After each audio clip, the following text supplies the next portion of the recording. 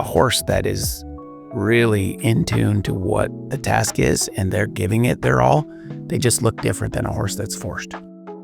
What if the calmest person in the arena was also the most powerful?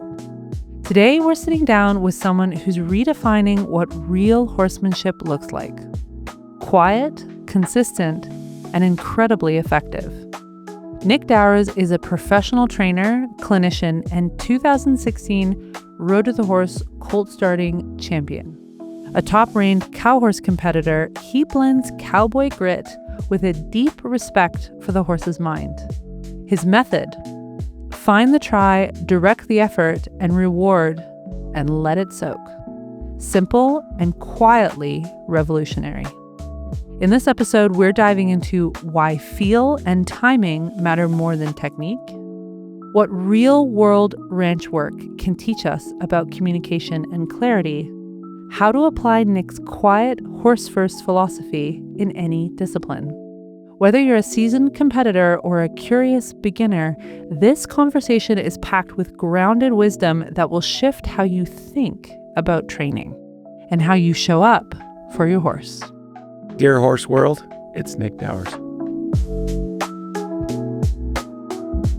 Nick, welcome to the Dear Horse World podcast. Thanks for having me. So you have been requested by a couple people to come on the podcast. You have many fans, Barbara Schultz being one of them. Yeah. I would love for you to take us, so if you were to write your biography, which I have a feeling you might at some point. I'll probably just get somebody else to help me with that, but yeah. What would the first page read?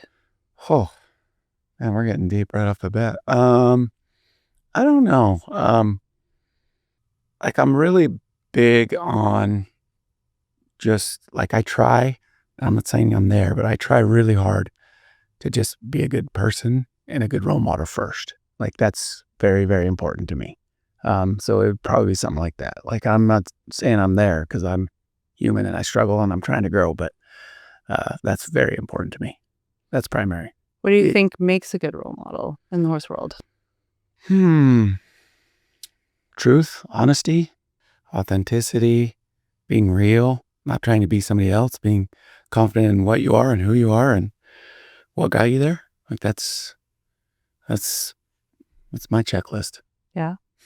Are there particular people in the horse world that have emulated that to you? In various degrees, for sure. Yeah, for sure. I definitely been blessed to be around some really good role models in the horse world, like Brian Newbert, Joe Walter, Gene Armstrong, Russell Reed. There's been a lot of them. Yeah, Bill Van Norman.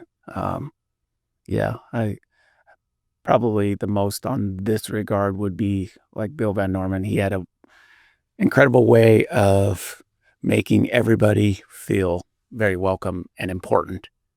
I was just a cowboy on his crew, and when Jackie would come to visit, Jackie left there feeling like she was just as important as me working there. And it was so simple. It wasn't like he went out of his way, but he just genuinely cared. And I try to do the same because it's, means a lot.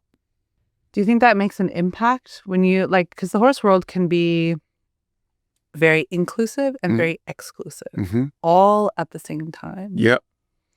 And what you're talking about is an environment that feels very inclusive. Do you think that transmutes down to the horses? For sure. Yeah. If I walk in, we're at Road to the Horse, if we walk into that round pen right there and we don't let that horse feel like he can be a part of what we're doing and he needs to, do all these things for me, not with me, they know that that. We see it. And it's the same way with people, right? I feel like. And so, yeah, the horses, they know that. And I think that's what you're seeing with some of the competitors is some of them are very welcoming, and doesn't mean life's roses and you don't have to work through issues, but there's a different vibe there for sure. And that's what I try to have with my horses. Okay, let's dive into that. Because you are, so for everyone who's listening and watching this episode, you are 2016 and 2019 Road to the Horse champion. I think you're wearing even your buckle from one of them today. Yeah.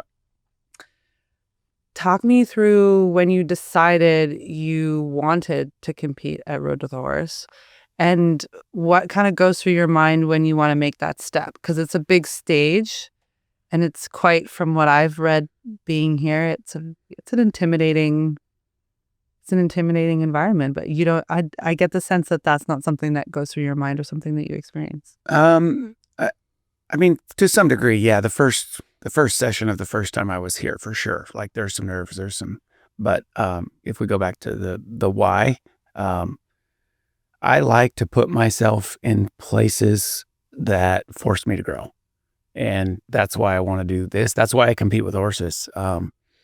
I like the feeling of the unknown, and I like to be pushed to have to maybe find a little nuance of something that I've done to take me to the next level. And without competition, I feel like it's so easy to get stagnant and doesn't force you to grow.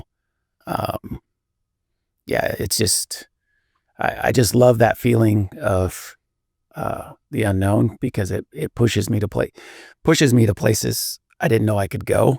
And then once you get there, then, then there's bridges and there's more places to go. So that's why I compete.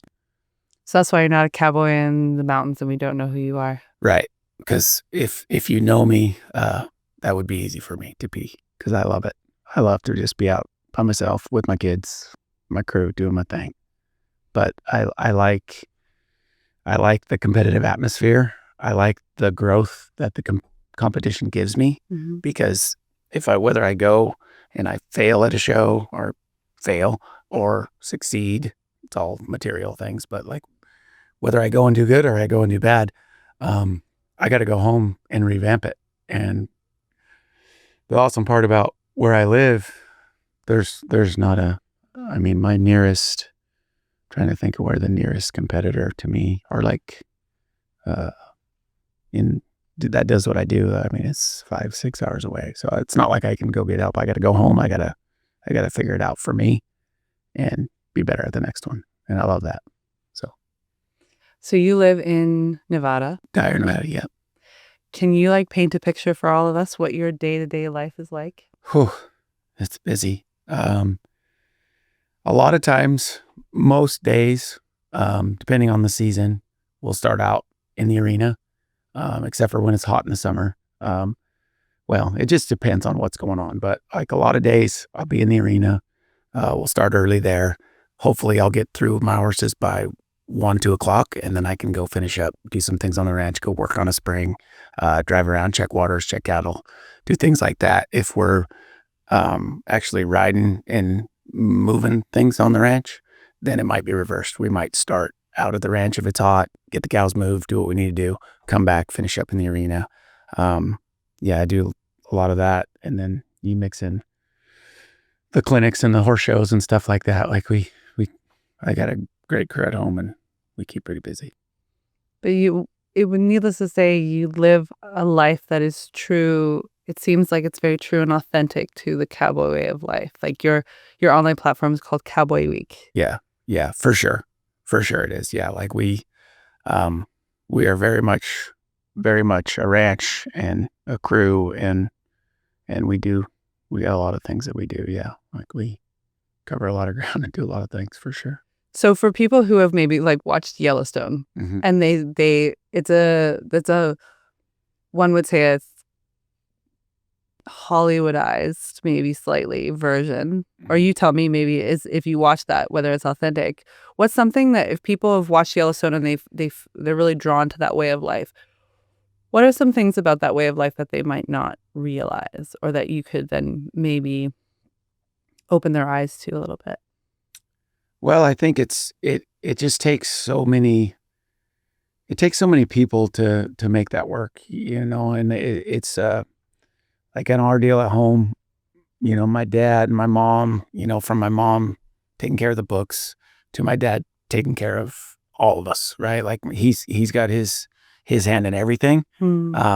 As far as just from a manager standpoint, or like an operator, And it's really good because he kind of oversees it all. And then, like, especially on the cow side of things, I do the day-to-day, but it really takes a good core group of people all working for the common goal to make it all work from the top down.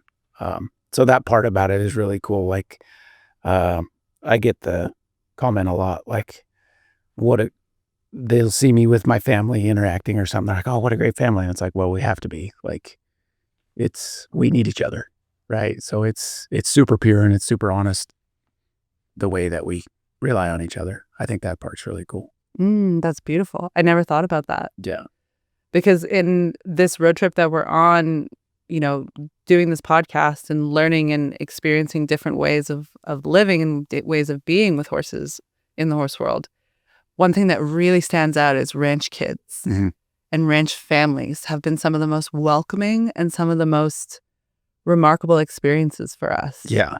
Yeah, for sure. Yeah. And I think that comes just because there's a level of responsibility there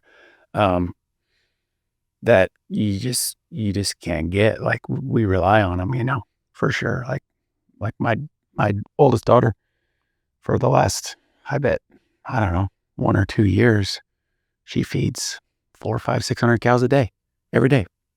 Like, that's just what she does. Sunday, every day. Sunday, she'll feed cows and go have dinner with her or breakfast with grandma, grandpa every day. So how old is she? She's 17. Yeah. Yeah, she's 17. So she's responsible for 500 or 600 cows. Depending on how many's in the feedlot. Yeah. But yeah, there might be, I don't know, I think right now there's probably 400 head in there that she feeds every day. Yeah. So just things like that. And, my other kids, like my son is very valuable to me when we're cowboying, and my daughter as well. So it's good. So Nick, you are the NRCHA Snafflebit Futurity Champion. So when you make that transition from the ranch to competition, what's that like? What inspires you to make that decision? For me, it was just kind of what I spoke on earlier is I like to be challenged. I like to meet a goal and move on to the next one. So for me, it was at the beginning of this horsemanship deal, it's like, man, it'd be cool if I could get a horse to turn around, like spin. If I get a horse to slide a little bit, that would be cool. And then, once I reach that, then it's like, well, what if I can go here and show? And the awesome thing about reined cow horse is it's just a performance extension of what we do on the ranch anyway, to some degree. So it was a natural fit. It's not like I'm doing things with horses that don't fit on the ranch. Like, it's just what we do. It's not as polished and it's not as precise, but it's essentially it's things I'll use my horses for anyway. So that was kind of a natural progression. And it's just putting myself in positions to be challenged, and that's why I started showing. Yeah. So for everyone who's listening, who's maybe from the English world or from who are just dipping their toe in rodeo, and what is reined cow horse? Reined cow horse, essentially, in a nutshell, is, if you've seen reining, where they run and they slide a long ways and they spin the horse really fast. We do that. That's one aspect of it. And then the other one is cutting. It's pretty simple or similar to what you would think of a cutting horse, just holding out a cow and you work it back and forth. So we do that. That's another part. And then we call it fence work, down the fence, where they let one out and you hold it on one end of the arena, take it down to those big long turns, and then you circle your cow. That's what I did yesterday, was the fence work, and it's super exciting. Like, crowds go nuts. It's very impressive to watch. Yeah, it's super fun.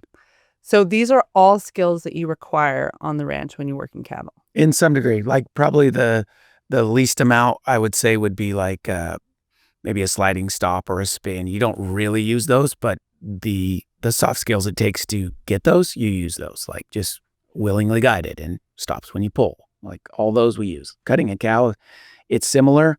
The way you do it is a little different, just technique-wise, as far as footfall and things like that are a little different, but the soft skills are the same for sure.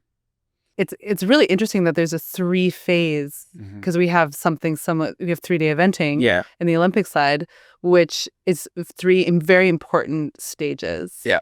And in reined cow horse, is it measured, all 3 are measured the same? Yes. But they inform one another and they're done in a specific sequence. Is that correct? Yeah, for the most part, they're done in a sequence.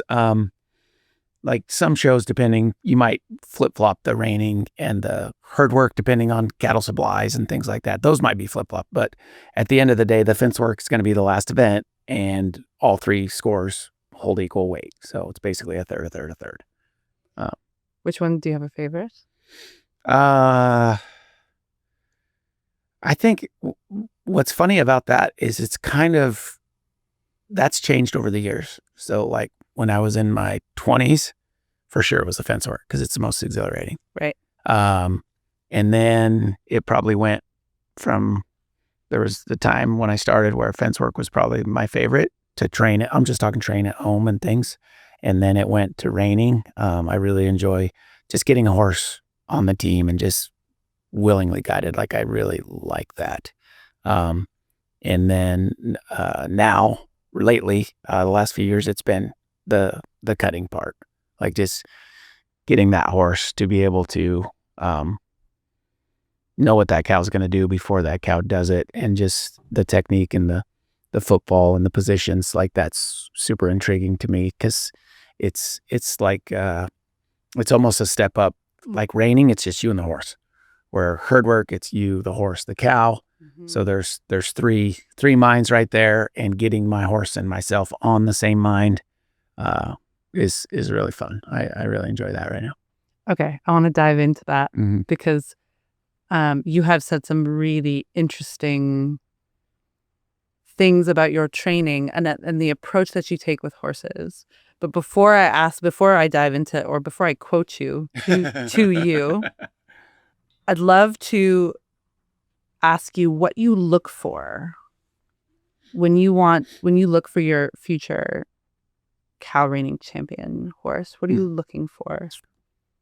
So I buy a lot of prospects for clients now. I'm very blessed in a good situation where I've built a great group of owners that trust me, believe in me. And so that's not uncommon for me to go to a sale and they buy me a horse, buy me something I can win on. So very blessed to be in that position. Seems like trainers work their whole life to have that kind of a customer base that believes in them that much. And I don't take that lightly. But to answer your point, the first thing for me is when I walk in there, I'm looking at going through 100 yearlings, I want to see those.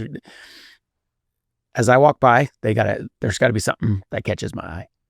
Like, I don't know what it is, but there's something needs to draw me to that horse, or I probably won't even go look at it. Like, there's got to be an intangible there that you can't really say this is what it is. That's number one. Then pedigree behind that and what the pedigree says, and confirmation. You just kind of go down the list. But I would say first and foremost, like that horse has to catch my eye in some way. Like there's got to be something special about him to me. Interesting. Yeah. So you believe that there is, when you look at 100 horses, do you believe that there's one in there or two in there that there's something inside them that is drawing you to them, that there's an intangible that you cannot measure? Yeah, well, there's definitely something there. Yeah, I just need to see, and I don't know if it's something, I just need to see something special in that horse. Like if I see something that for me would be special, I've got to be drawn to that horse. Like I need to see the diamond in the rough or whatever it is before I pull the trigger. Like for me. Yeah. And then you go through pedigree, confirmation, movement. Yeah. Then after that, the next thing would be pedigree. And if the pedigree is something that's a complete outlier or just doesn't match what I see, like I might not even go look at his legs because I'm like, wow, oh man, that's just maybe not it. Or if it's like, well, that could work. And then I go look and demo it. Yeah. So this is an important part of the process because you're someone who has taken horses from their first ride to championship level. Yes. And that's a very specific skill. Yeah. Like, yeah. And for sure, that's kind of been my business for the last little bit. And it's been good. Like, yeah, I've been able to do that and duplicate it quite a few times now. So it's cool. So something that your training philosophy emphasizes: find the try, direct the effort, and reward, and let it soak. Could you elaborate on what all of those 4 elements mean? Yeah. I try to look at things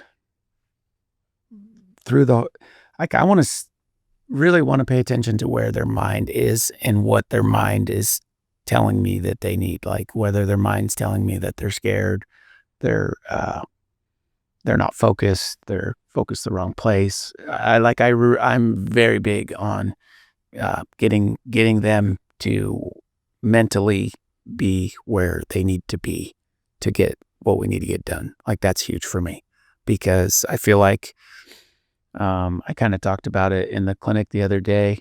If I'm working a cow and the horse is, let's just say he's 50% present, 50% looking at the crowd, like, it's only going to be so good, because yeah, he could rein over there and I could pull him and I could physically move him to these places. But if he's only 50% engaged mentally, he's not going to be able to use himself to his full ability to be great, right? He's just not, because he's only 50% there mentally. But if I can take technique and feel and all the things, but get him 100% mentally connected to what we're doing, then he's going to use the gifts God give him to the fullest. And that's, if I can do that, we got a good chance of being successful. If they're 50%, it's, how good can I ride today to help you be where you need to be? And I don't want to have to ride that good. I don't want that responsibility. I want to help you, the horse. Like, I want to help you get this done. Like, I don't want to drag you to where I want to be. So that's huge for me. And that's where, I'll get the comment like, your horses, they last and they just look different and things like that. And that's kind of my goal, because a horse that is really in tune to what the task is and they're giving it their all, they just look different than a horse that's forced. 100%. They just look different. And that is my goal. I'm not there. I feel like I'm inching closer to that all the time, but that's the cool thing about horses. I'll never get there, but I'm trying. Right. And that's the goal. And I think if somebody says your horses look different, it's just the fact that they know what they're doing. Hopefully, not always, but they know what they're doing, and they're able to use their gifts accordingly to get it done. Some are going to have, some are going to be Michael Jordan athletically, and some aren't. And but if they're on the team and they're trying, that's all you can ask for. Right. And you can get a lot done with a horse that's trying. Can you draw on a story, a horse that epitomizes this, that helped you find? For sure. Yes. Yeah. That was easy. So 2013 Snaffle Bit Fraternity, Time for the Diamond. That horse, he was incredible in that sense. And it wasn't anything I did. Like, that was him. Like, he was the most selfless horse to take the smallest little inclination of what he thought I wanted and run with it in a positive way. Like, he was incredible that way. And so, like, with him, it was, he's just selfless. He was so selfless in the things that he thought I wanted. He would just give it all.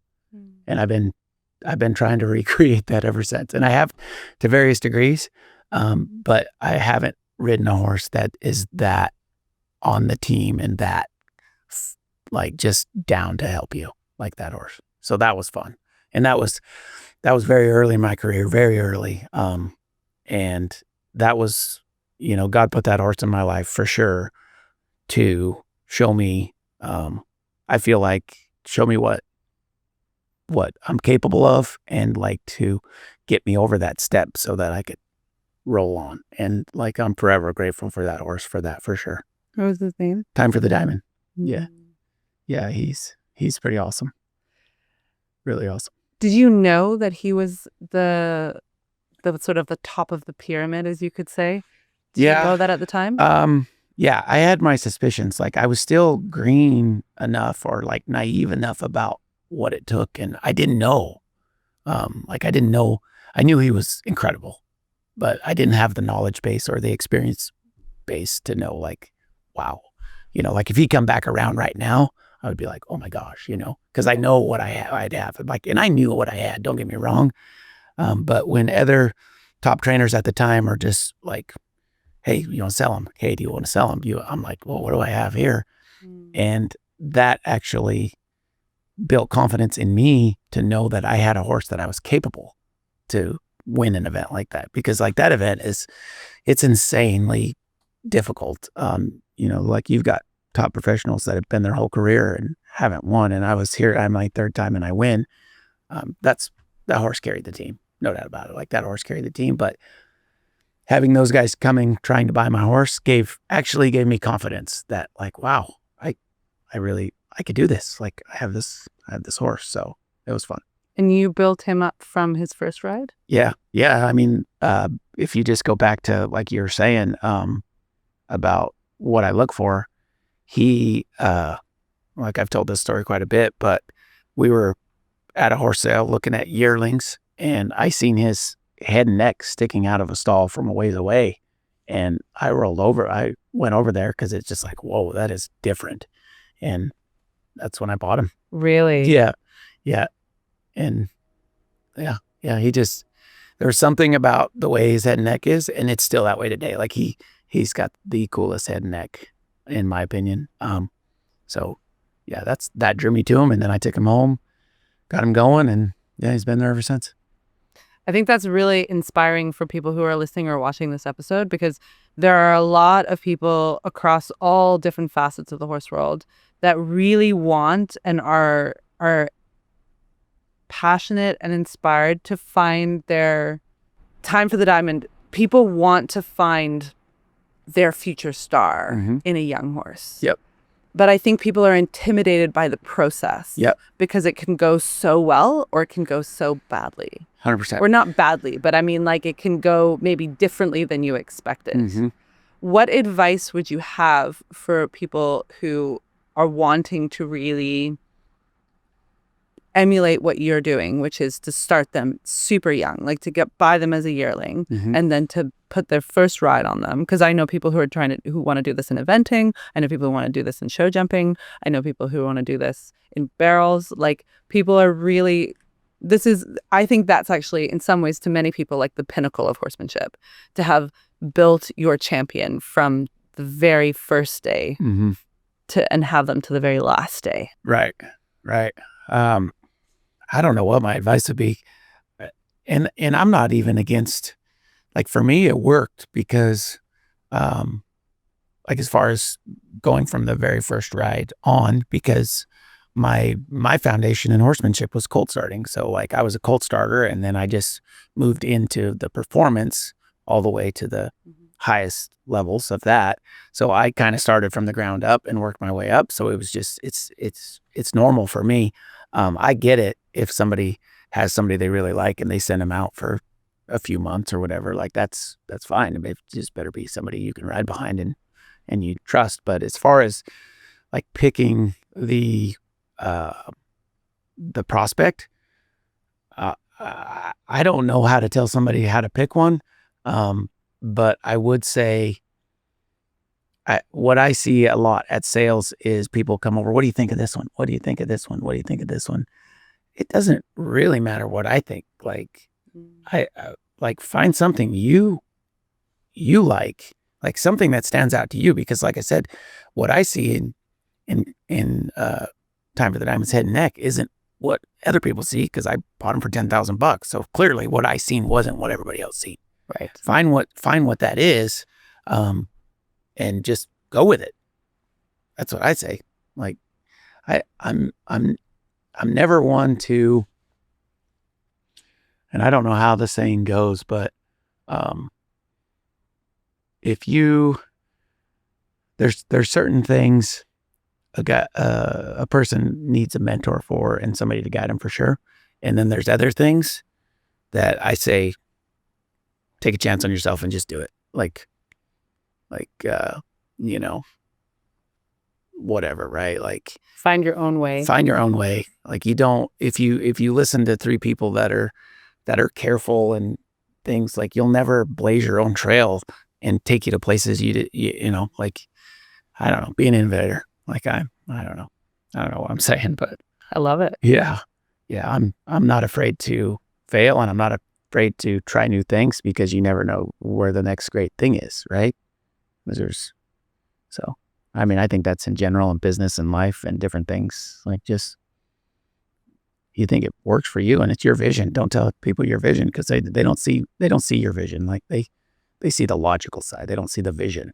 And so like that's where I kind of live my life. I love that. I think that's a really important message. Yeah. Because there are a lot of aspects of the horse world that foster a lot of codependence, especially on the trainer. Mm-hmm. And I think in some situations, again, not knocking that. Right. And how empowering is it to be able to look at a horse and have your own opinion, mm-hmm. to build your own eye. Mm-hmm. But that does take you have to choose to believe in yourself and what you see. Yeah, you have to choose to believe in yourself. And then the thing about that too is like, you're the one that has to live with those consequences of buying that horse because you're the one that's riding it, right? And I've made mistakes, 100% I've made mistakes. But if you ride that horse and you've got to dig yourself out of that hole, you're like, what that's going to do to me, it's like, and maybe that's just the way my brain works again, but I'll remember what that horse looked like in the stall. Like I can almost flash back and be like, this is the way that horse moved when he was a yearling. And sometimes I'll go back and watch a video. This is the way that horse moved when he's a yearling. Man, I really see that now going down the fence, like as a 4-year-old, or a 3-year-old. I really see that. I miss that. And then, but you're not going to miss that again. So some of that just takes time as well. Like you're not going to just go pick the prettiest horse and win on him. Like there's other things to it. But if you overlook something and then 2 years down the road, you're struggling to get past a mechanic's thing in the horse or something because you didn't see it, hopefully you're not going to make that mistake again. It makes me think of the saying around mistakes are inevitable. The trick is not to make a habit of them. Right? Yep. And I love what you talked about earlier in terms of you're going to fail. And I love how you put air quotes for everyone who's just listening. Yeah. Like Nick Full put air quotes for failure and for success. And what I love immediately, that gave me such an impression of your relationship with the concept of failure and success. Right. Because like, why did you choose air quotes when you talked about failure and success at a horse show? Well, like what comes to mind right there is we're at Road to the Horse. Keep talking about that, I guess. But they asked me in an interview the other day, like most memorable moment at Road to the Horse or something like that. And I brought up 2018, the year I lost. I had a horse that the crowd named Leroy, and Leroy was incredibly difficult. He would have been incredibly difficult at home, let alone in a competition. And he was hard. He was really hard with the circumstances that you're given in an event like this without a saddle horse that year. But first round didn't go the best, like he wouldn't quit bucking and different things. And anyway, by the end of the last round, I had him, man, I went through half the obstacles. I'd only been on him for probably 10 or 15 minutes and I went through half the obstacles. Like we were rolling. I just ran out of time and I lost. But I walked out of here feeling like I just slayed a dragon, so to speak. Yeah. But I lost. So when I think of my most memorable moments in competition, that's like top 5 for sure. Cool. And it was a failure by the world standards, right? By the competition standards. But like to me, I felt like David and Goliath out there and I won. Like I didn't win, but yeah, but you won on your standards. like I was very fulfilled. Let's say it that way. Not, I've left here like very proud of what I was able to achieve right there. I think that's actually is really starting to get an insight into who you are as you explain that to me. All I hear is someone who really measures yourself on yourself. Yeah. Versus what is maybe taking place around you. Right. Yep. If the year you lost Road to the Horse or you failed as being one of your top 5 like career highlights, For sure. I feel like that says a lot about you, Nick. I guess. Yeah, I think that's a horseman's answer. Yeah. Right. And it's the truth. Like 100% it's the truth. Like, like that was, he took me to places in colt starting in this environment that I didn't know that I could go or I was willing to go. Like getting on a horse like that in front of this, like you are extremely vulnerable because he could have, like, who knows, right? And under normal circumstances, I just would have took more time and it wouldn't have pushed me and Leroy. And like, it's not like I did anything that I'm not proud of, but like we got on the same page and we were rolling, like, and it was awesome.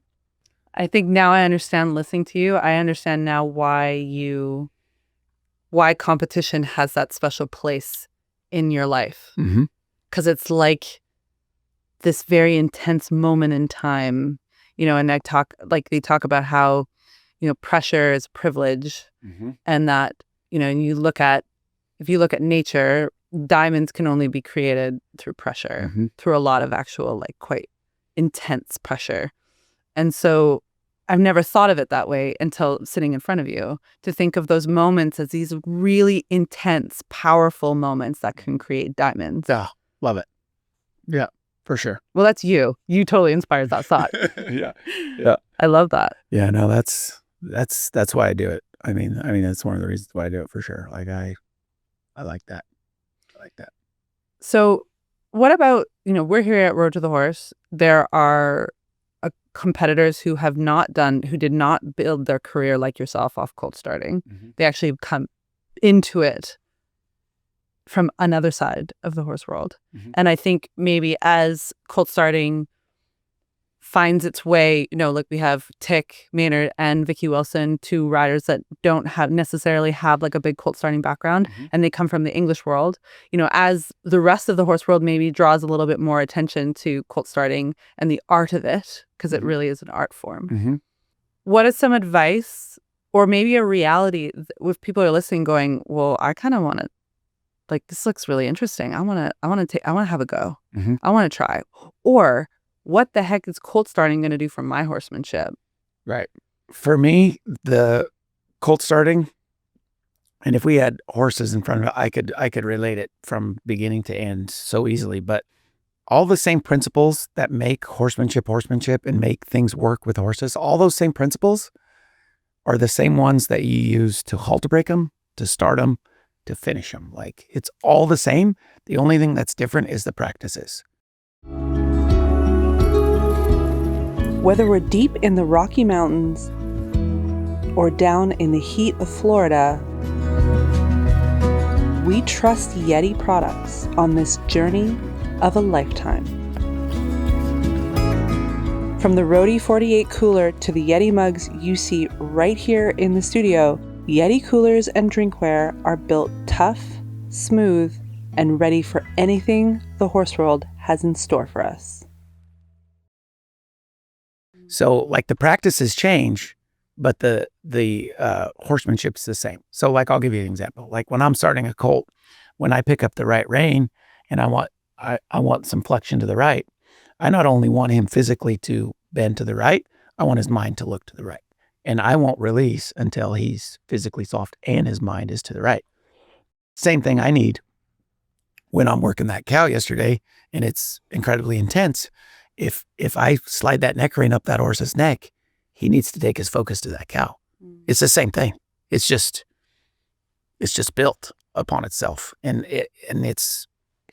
I've always said, like, the principles are 100% the same. The way a horse learns is the way a horse learns, but the practices are just a little bit different, but it's all the same. So it's been really interesting to me to the last few years I've started minimal colts compared to what I used to, and most of them in the performance deal we start them in January, February, sometimes December, somewhere in there we'll start them and get them going. But anyway, like, so it's kind of a 1 year event now, where before it was all year. Long story short, every year when I go back and start horses, I feel like I've grown and I'm better. And I haven't worked on the technique or the practices, but my mental game for the horses and my mental game and technique there is better. So it's been really interesting to me that I haven't started near the horses that I used to, but I feel like every year I've taken a step forward, even though I'm not even doing it. But it's because it's the mental game. I'm noticing a pattern, which is you refer a lot to the thought and the mind of the horse. When someone's watching Road to the Horse for the first time, what should they look for when you talk about having the mind? Because this is my second year watching, I can now start to understand the difference when the thought becomes evident between the rider and the horse and the rider, the colt and the starter. You can start to see it, but you have to watch a lot to be able to recognize those. Yeah. And when you can see when the thought, I was watching yesterday, you could see when the thought was the body was moving, but the mind was not moving. For sure. Yep. Can you explain, though, for those who are maybe they have just started watching Road to the Horse, maybe they're a fan of Tig Maynard's or Vicky Wilson's, and this is the first year that they've watched Road to the Horse. When you go into that round pen, how and why are you thinking and focusing and prioritizing the mind of the colt versus the body? Yeah. I think first thing, when you go in there, like, you've got to find, if we're talking like specifically to Road to the Horses, like that, they need to feel welcomed. Like, the horse needs to feel like, okay, this guy's got my interests at heart. Like, he can tell that I'm a little insecure about the situation, the goings on. Am I inviting to him? Like, and inviting can be like a soft word and be like, oh, I'm just going to pet him and rub him. And no, like, they'll get sick of that in about a minute and they'll realize you really don't have anything to offer them. Right. But if you offer them like leadership and just guidance of word, like, hey, I know this is scary. I'm going to take you under my wing and we're going to go do these things. Like, come on, I got you. Like, I know it's challenging, but look at this. You can do this. You can do this. That's my mindset. Right. Cool. And, because when you just go, like, what is a big turnoff for me is when somebody goes in there and they just start working on like physical and technique and like, I'm going to get your hindquarters and I'm going to like physically move you. And it's just technique. And it's like, whoa. Like, what is, like, let's offer that horse something a little bit better, like deeper. And some horses take a little longer to respond to that. And like, with that doesn't mean it's all, petting and standing there, because that's only going to get you so far. Like, they need somebody to take them under their wing and feel good about going to work. I don't know if that answers your question, but. Well, correct me if I'm wrong, but I love how you said, I think it's very enlightening for you to say, or at least revealing for me for you to say, like, you can rub on him and love on him, but that's going to be good for like the first minute or two. And then they're going to be like, okay, and? Yes. Right? Yeah. And so leadership is, and tell me if this resonates with you, leadership is timing. Leadership is being able to pivot in the moment based on the feedback that colt is giving you. Leadership is feel. Leadership is recognizing when you've asked too much or you're being, the colt is being generous in that moment, and you find what you need to find, and then you give him a break. Like, you even say in your saying, you talk about letting them, where is it? Let them soak. Let them soak. Yeah. And I was like, ooh, this reminds me of the Martin Black talks about the cocktail, like allowing the neuroscience behind horses to work in your favor. And this is what I has found fascinating in this journey of the podcast, learning how many cowboys are actually like, I would say like closeted neuroscientists. For sure. Yeah, for sure. And it would work. It can work in your favor or it can work against it. And it just depends on, like, that's the soak period or the break or whatever it is. Like, if it's not timed right, it's not going to have the same effect either. Like, so it's got to be timed right. Like, I like to get just to the point of where it's about to break through, like physically break through. Because like right before it physically happens, like let's say it just physically you get the hindquarters, right? Yeah. Right before that physically happens, mentally there's a switch because they're preparing their body and it's about to happen. Like mentally they've switched, physically maybe it hasn't come out yet. If you can release when they mentally switch, oh my gosh, like you can roll with them and you leave them wanting more because they feel what it felt like before it actually happened. And so if you can leave a horse wanting more, wow, like they roll quick. And so like I always try to get the release. Like one of my kind of sayings is the closer I can release for the thought, the more impact I'll have. So like if a horse is going to do something, you know, first they'll think about it, then they'll prepare, and then it happens, right? And if I can release, if I'm setting something up and I can release as they're thinking before they even prepare, before they action. So like when you're getting going, you're going to have to see that. Like if you haven't like paid attention to this stuff or like really thought about it, first you're going to have to see the action and then you can release for the action and get what you want. And that works. But you can take it another level. Like you could release for the preparation. That'd be the next step. Or you can release for the mind switch. My goal is to release, like I'm always constantly trying to get it down to where the mind takes a hold of it. Then the body prepares, then the action. The closer you release to the thought, the more impact you'll have. The less times you would have to set a certain scenario up to get the same effective result because it's so close to what they know exactly what you're asking because it was, as soon as they thought about it, pressure went away. Versus they thought about it 20 seconds ago and it took their body and then you release for the body. And that's fine. Like when you're learning, like I'll miss it sometimes and I'll have to release for the body. That's fine. But you're going to have more impact if you can see that happen sooner. That's my goal. I wonder whether... And the horses know. Okay. Because I was going to say, like, if I were a horse, if I imagined myself as best I can, if someone were to release pressure on my thought versus my action or my preparation for that action, I would feel as though that person sees me, right?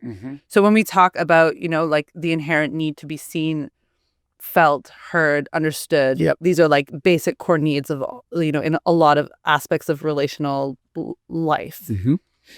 When you think of our lives with horses, to feel seen, that is how we feel. That's how we help horses feel seen by us. And therefore the bridge of trust begins. That's 100%. And that's the welcoming, the inviting, the thing that I was talking about that I want to get developed with my horse. Like the ability to be understood means so much to them. And I feel like sometimes technique can get in the way and they don't feel understood. And understood doesn't mean that they're not going to struggle here. And then, oh my gosh, that gate is wide open. Right. So that's what I mean, because a horse doesn't feel understood if they're bothered and you're petting them and you're not helping them get unbothered. Like it doesn't mean much, right? But these things, like you're saying, from a self-preservation standpoint, from their standpoint, that feels good to them. Like, so that's my goal. Well, I would imagine that then it's where method is then put down and sort of presence and feel is then picked up, right? Because method to me would then suggest that you have a pre-established agenda, Right. which means that you're then not observing moment to moment what's taking place in front of you. Right. Which means you are not able to actually technically sort of release to the thought because you already have a preconceived notion of what you want and how you want the body to move. Exactly. And you will get results, and you'll get results to a certain extent. Like you will get physical results to a certain extent. I'm not denying that at all.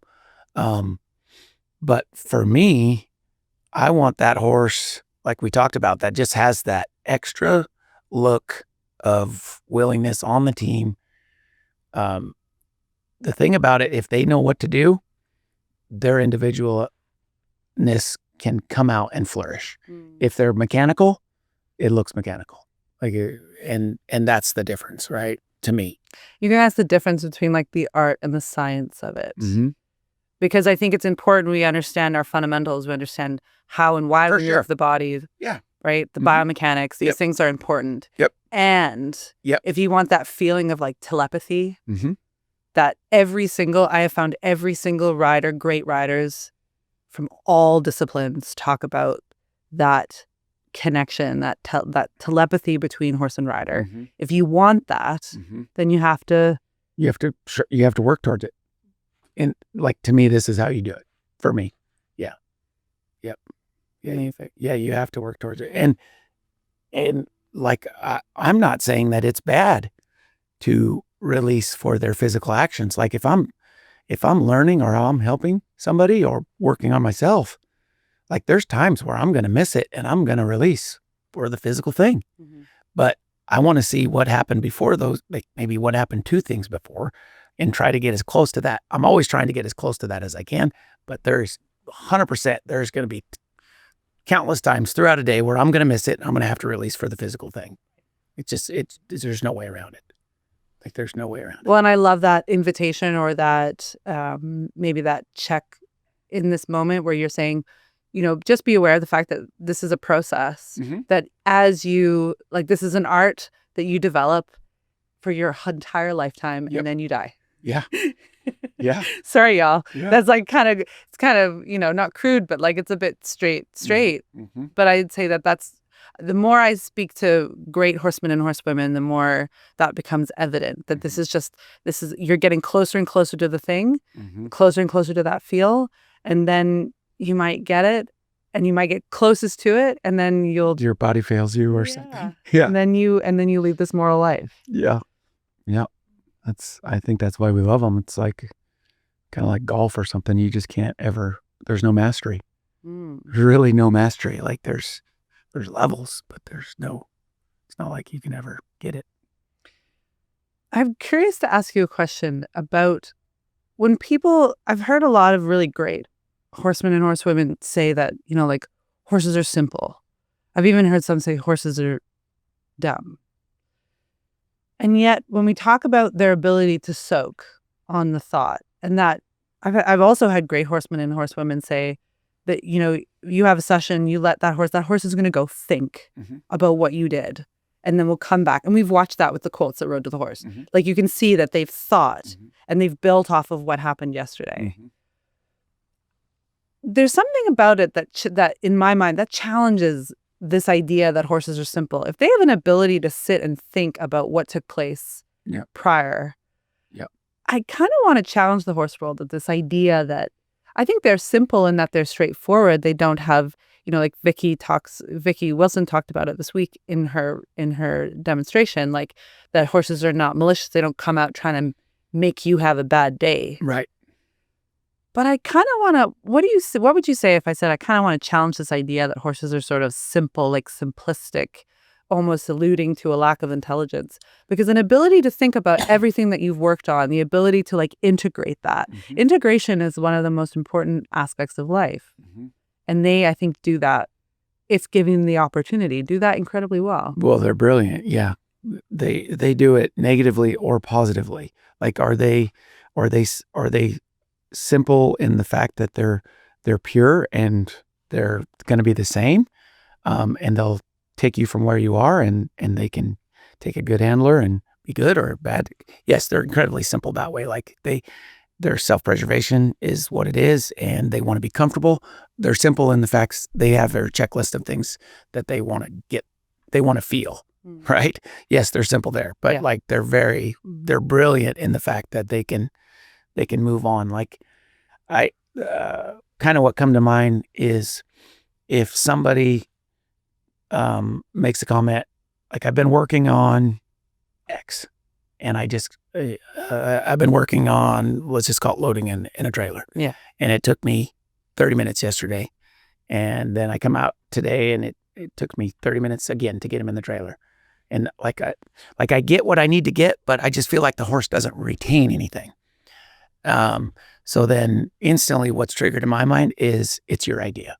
If it's your idea, like eventually you will wear your idea into them and they will do it. But there's not going to be any retention because there's nothing for them to go soak on because they didn't have it. They didn't have an opinion. So there's nothing for them to soak on. So they're not going to retain anything. But if you taught them, and yeah, maybe they're not going to be perfect the next time. But like if I did my job, say loading a horse in a trailer, and say we struggled and it took, there was some history there or whatever, and it took 30 minutes. If I did my job the next day, I would be disappointed in myself if it didn't take less than 10. Like it needs to be at least cut in half. And then by the third session, he should walk right in. Right. And I'm talking about a horse that would be really troubled on something like that. But if you do your job and you leave them at the right place and you didn't physically do it, you taught them how to do it, every session will get better. So like Joseph's at Road to the Horse, his colt was kind of a stuck little guy, not super forward, and really struggled on being free and able to just travel and go. Like wasn't really on that. And that was there was something there that I think just flew over the heads of a lot of people. To me, getting a horse free, this is a good example of kind of what we're talking about. Getting a horse free physically is a state of mind, not a speed or a gait. So like just because a horse loping doesn't mean that they're free, like mentally. And so you can work on getting a horse to lope from a stop to a just movement. And that's what we were doing. Like when he got on it, there was lots of baby steps of understanding there. And by the end of that session, I'm in the round pen. I remember it clear as day. I'm in the round pen. I'm helping Joe. And there was a couple times where he'd ask her to go and then I'd kind of back him up. And that horse like started really smooth and then ended just licking its lips and just trotting as soft and as free. Mentally, that horse had it. So I'm like, sweet Joe, we're done. Like we got to quit. Like if we end her thinking and feeling that way, tomorrow she's going to be better. And sure enough, the next day she was quite a bit better. And then as a horse learns, like they're going to have their ups, their downs, and like it's like this on the way up, right?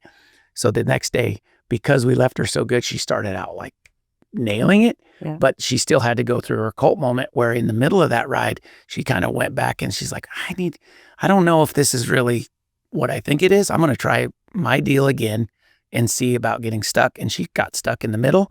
And then we left her mentally in a good place again.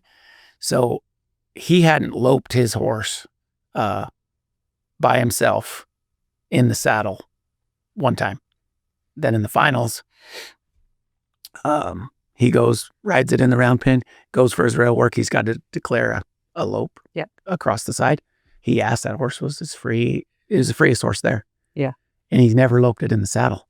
And freeness we taught that horse how to do it, but it could get overlooked because there wasn't the motion, but it was the thought we were teaching. And that's the fruits of our labor right there. So like versus, you see some other things, especially in this competition, if you get caught up thinking getting a horse free and moving is a physical thing and you're just chasing a physical thing, after a while you can see those horses shut down. Yes. And that's what we're seeing. So that's when someone's watching and they go, ooh, that horse looks like glazed over. Yep. It's because the attention has been made to the body, not the mind. Yeah. Or a good thing is turning into a bad thing. Like what was good to move out because we want things for our selfish things to get, we think, oh, I got to lope. I got to do this. This is for me. You miss the fact that horse is genuinely trying really hard. And he's like, man, it's never enough. It's never enough. I quit. And that's where they shut down. And then they start trying new things. Like maybe I'm going to buck with the saddle. Maybe I'm going to buck with the rider. Maybe I'm going to rub on the fence. Like, because he tried before to some degree and he didn't feel like that was enough. In his mind, he felt like, man, it's never enough with you. I guess I'm on my own. I'm on my own. Maybe I'm going to, start ragging my head. Maybe I'm going to start bucking a little bit. And that's where we ruin the try. That's where you ruin the try. Because we're being greedy. Yep. Yep. Yeah. And I'm not saying I've never done it. I mean, I know a lot about it because I've done it. Same. I was just thinking, I was like, I can think of moments I've been greedy. For sure. Like, and as long as I think it's good to talk about, because then we can look back and we can think of those moments. Yeah. And, that's where a horse feels, I don't ever want my horse to feel like I don't recognize when they're giving an effort or trying. Because once they shut down there, it's really hard, really hard. Like some of the hardest horses that I've worked with are ones that have been trained because they've been trained to do, not to think. And that's hard for me. And it's hard. There's such a callus there. The horse might physically do things, but if they don't think, it's so different. It's so different. And I'm not saying it doesn't work, because it does work for some people to a certain extent. It does. Like it works on paper. Yeah. Yeah. But there's something I feel like when you start to see the difference, when you start to, you can feel the difference. You can't unsee it. You can't unsee it. You can't unsee it. Yep. Also, and I'm not saying I got to figure it out, but this is where I'm working towards, right? But that's what this podcast is about, right? Is to talk about, is to be honest about the process, and then to be able to find all our different language around, because it makes me think, as we're talking, I'm thinking how important it is for us as riders or as horsemen or as horsewomen to understand what we are trying to do and why before we even do it in some ways. Because when we talk about having the horse's mind and having the horse's body, I actually think about a lot of aspects of riding being having the rider's body but not having the rider's mind. And that's where we kind of become methodical, is because we actually don't maybe understand the depth of what we're trying to achieve and why. So if we don't have our own mind, then how can we find that depth with our horses? Yep. 100%. And so like, I am really big on it's like attention to detail and being better. Like it starts with the way you feed your horses and the way you take care of your barn. Like for me, like I'll get young people in and like, I know they're thinking, man, I want to be able to ride that horse. I want to be able to ride this horse, do this. And I'll tell them, like, I can't trust you to ride a 6-figure horse if I can't trust you to adjust the feed ration to a horse that's skinny versus a horse that's fat. Like if you can't make those adjustments to the feed, it might be super minor. Or if you're going to leave halters laying around the ranch and you're not going to pay attention to that detail, how can you pay attention to the smallest little detail that's not even physical in front of you? And so like, I think you've got to train your mind to be disciplined in things that take no talent, to take it to the things that take incredibly, like, it's so small. It's so small. And like, to me, that's a big deal. Maybe I'm crazy, but I feel like that is huge. Right. No, as you're talking, I'm thinking of Mr. Miyagi and Karate Kid, wax on. That is so funny, because that's what my help says. They're like, Nick will Mr. Miyagi you to death.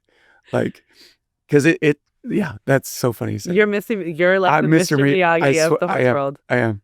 I love that. Yeah. Because My help is going to laugh at that. Because it's, well, as I love, I mean, clearly then it's true. Because if people who've never met each other refer to that, then I think, because what it reminds me of is you're saying that. And as you're saying that, I'm just like smiling from ear to ear, because I don't think you understand that when you're young and you're maybe a little bit more ego driven. I know that I was, Yeah, you know, same. like you want to do, want to do. Same. Right. And I think it comes from a place of wanting to feel seen. You want to be recognized. You want to prove yourself. And those are all really important. They're really important attributes.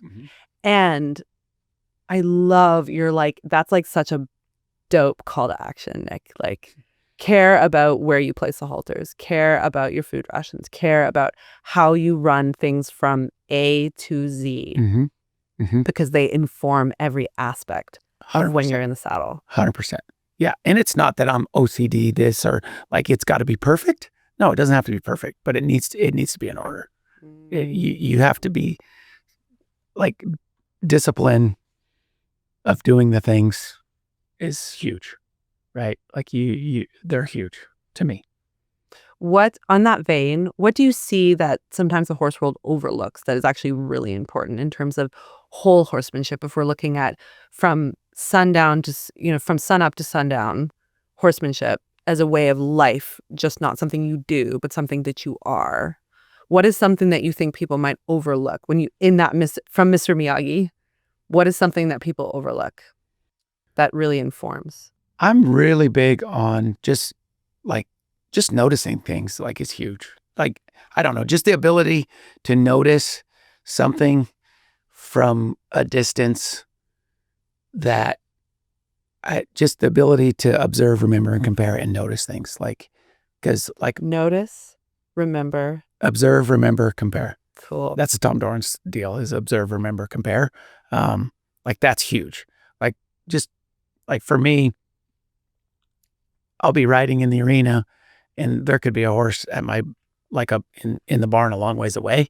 And I'll be like, wow, you guys just fed a half an hour ago and that horse is laying down. Go see what's going on right there. Like, he shouldn't be laying down right now. Like, he just got fed a half an hour ago. 20 other horses are up eating. Why is he laying there? Like, just to be able to see things like that.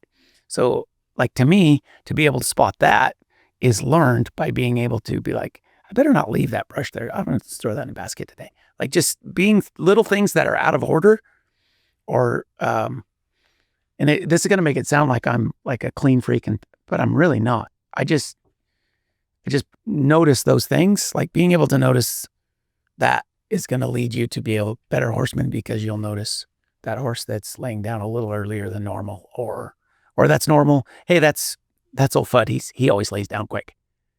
Like, that's huge to me. So, I mean, I guess being able to observe, remember, compare is huge. I love that. Yeah. So there's one question that I think actually my whole team wanted to ask you. Oh, geez. Which was, for English riders or those in performance-focused spaces, what do you think they could borrow from the cowboy mindset?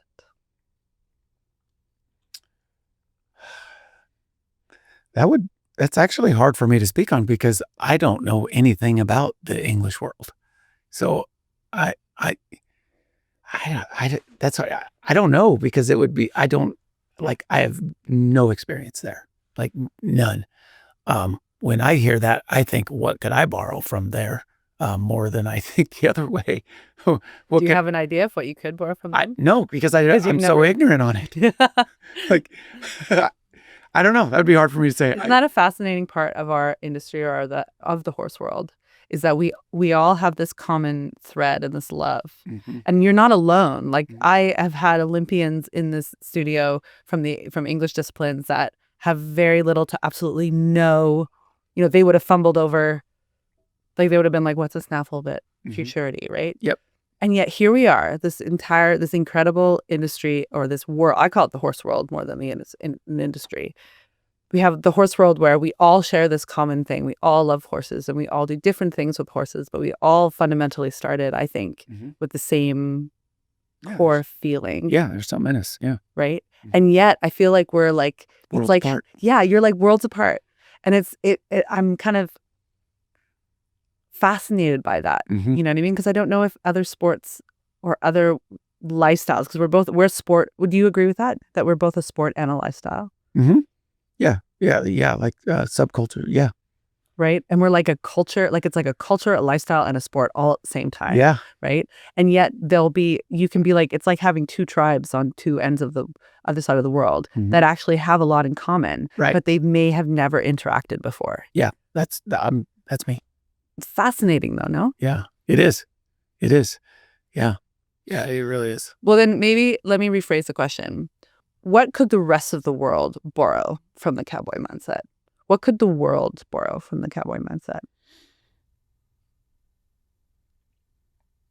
I don't know if it's a cowboy deal or if it's just, I don't know, the way I was raised or what, but like to me, the question was, what does it mean to be a cowboy? And this will kind of segue to what does it mean to be a cowboy? So like for me, it's kind of where I started this, like it's just integrity and just, being a good person, all those skills, like to me, like that's cowboy. Like, and I think overwhelmingly, like that's pretty true. Yeah. People are people and, you're going to have bad days and whatever. But, like to me, that's being a cowboy. Like it's like you spoke about, the ranch kids, like there's something different. Like to me, that's cowboy culture. That's cowboy. Yeah. It's all skill set aside. To me, that's cowboy is like this being that, like being that. And like, for Joe, like the Mr. Miyagi deal, Joseph, he worked for me. And so like, I feel like his Mr. Miyagi lesson this trip has been, like we've been talking a lot about just, this is probably the first time Joe's had notoriety for what he's been doing for years, but he's got notoriety for it. And people come up and tell him how good he's doing and things like that. I'm like, that is awesome, Joe. I was like, don't use that for your ego. Like when somebody comes up to you, like fill their cup and don't let them, don't dump into your ego. Like use that to fill their cup. Like, that's a huge part of leadership and being out there to me is like, I want to fill their cup when they come to me. Like, I don't want them to dump into mine. Like I've got enough self-confidence and like, I'm secure in where I am. It makes my day to make their day. Like that's what Joe's Mr. Miyagi lesson has been this week. Like you got the horsemanship stuff. You're doing great. Like let's make their day when they come and talk to you because of the way you make them feel invited and like all the things that you do with your colt. Let's do that to the people that come to you. Like that's his. Oh, wow. That's his Mr. Miyagi deal. Like yesterday, it made my day. Somebody come by the booth and we were chatting and they said, they reminded me of something that I said in a clinic 6 years ago. And they're like, yeah, we got your sticker on your fridge. And I look at my wife, I was like, man, you don't realize the impact that you have on people in such a small little thing. So it's humbling. It's an honor and I don't take it lightly. And I put a lot of pressure on myself to, fill their cup. That's my goal. Right. Okay. Can I reflect something as I'm listening to you? I wonder what you think about this. I'm going to reflect back to you what I think. Okay. Now I'm starting to understand a bit about the cowboy way. Yep. And it feeds into this, what I've observed in ranch kids, which is from sun up to sundown, you are in service to something other than yourself. Yep. And there's a level, you talk about, humility, talk about responsibility, talk about being a good person. There is this inherent energy of responsibility that I feel in cowboys. Yep. There is and you talk about like your daughter, she's responsible for feeding 500-600 head of cattle. There is an inherent level of responsibility for something other than yourself. Yep. Which I now I'm starting to understand why it is so maybe in some ways romanticized, in some ways beautiful, in some ways alluring, in some ways captured by modern society, because I would argue that society has never been more selfish than it is right now. Right. Yep. Yeah. I think you're onto it for sure. So the cowboy is the antidote Yes. to the hyper independence of modern society. Yeah. It's no, I wake up and I am in service to the lives of others. Yeah. Not just myself. Lives of others. Yeah. That's the goal. Right. And all this stuff that I've talked about today, it's not,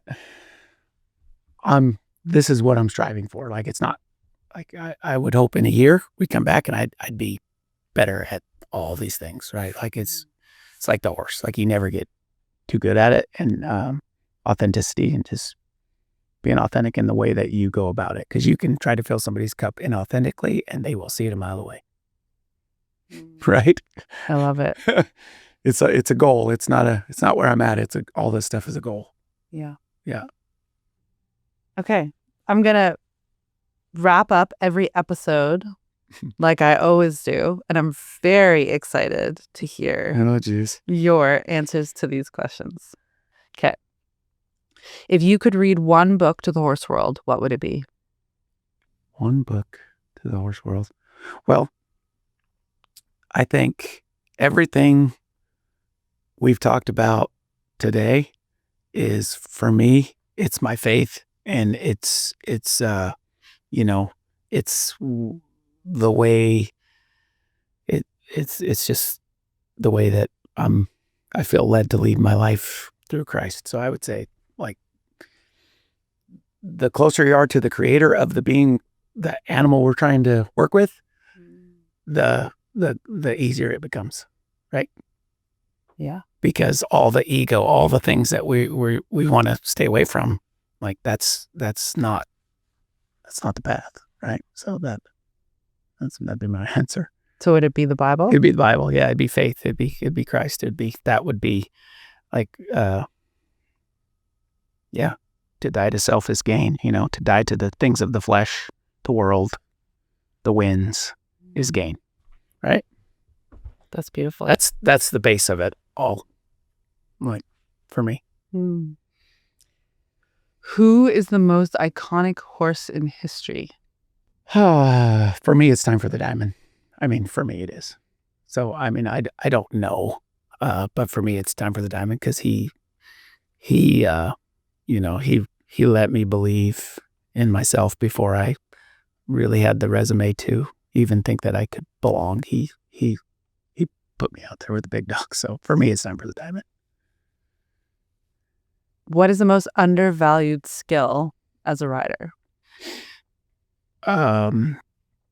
Most undervalued skill as a rider, I would say, maybe not undervalued, but I would say, like, just, I see so many people not thinking and just going through the motions, like not even like just going through the motions. Like, I'd say that is being able to be present and observing, remembering, and comparing, like moment to moment, is everything to the horse, because that's what they're doing constantly. They're not going through the motions. Like, you can teach them, and you can teach them to go through the motions, and a lot of people do, for sure. A lot of people do.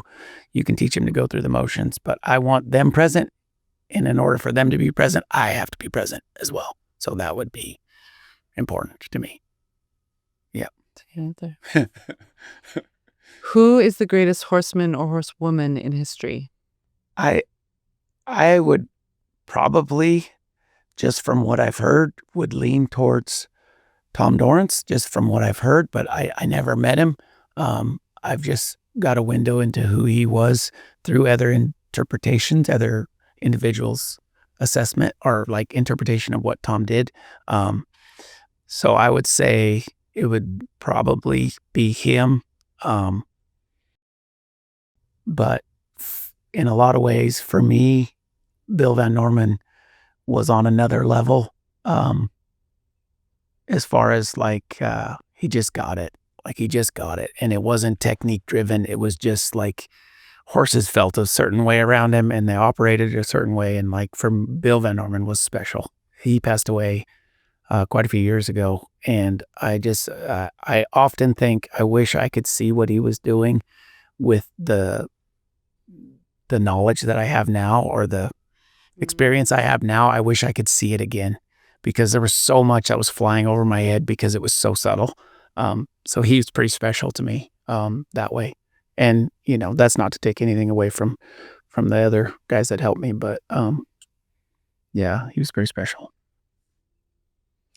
I actually want to ask you, I don't normally ask him these rapid fire questions, but I want to ask you a question. Do you think that there are people that horses just feel better around? 100%. Yeah, 100%. Because I feel like I've observed this, Mm-hmm. and I'm curious that if you feel that way too. Oh yeah, 100%. Yeah, and like Bill was one of those people. But I mean, I think it all goes back to too. Like he did the same way with the people around him. He had a way to make everybody, from the ranch cook to hired guy's girlfriend coming to visit, to make them feel important and special. And because he didn't need anything from them. Like, he was filling their cup, and he could do the same thing with the horses around him for sure. Yeah. So I yes, for sure.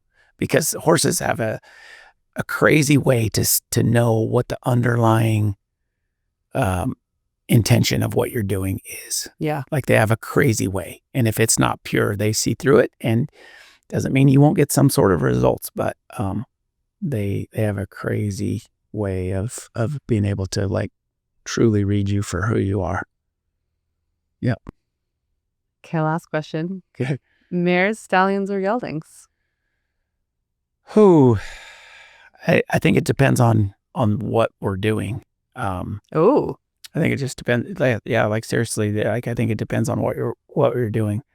Like, if I was competing, it'd be a stallion or a mare, I would say, just because they're intact. They're exactly, what God created them to be, and they're all there. And I'm not saying geldings. My two highest horses performers are geldings, money earning wise, but there's a little extra in the tank on mares and stallions. So I'd say that for ranch work and just a good citizen to be around, and just, I'd say a gelding for sure. But yeah, so I kind of used them all. They all have their place. I love it. Nick, thank you so much for coming on the podcast. My pleasure. Thanks for having me. Hope I didn't disappoint the people that referred me. I don't think you did at all. Cool. That was awesome. You're so dope. You're as dope, if not more dope, than I imagined. Thank you, YETI, for supporting us on this journey of a lifetime as we traverse the heart of the horse world.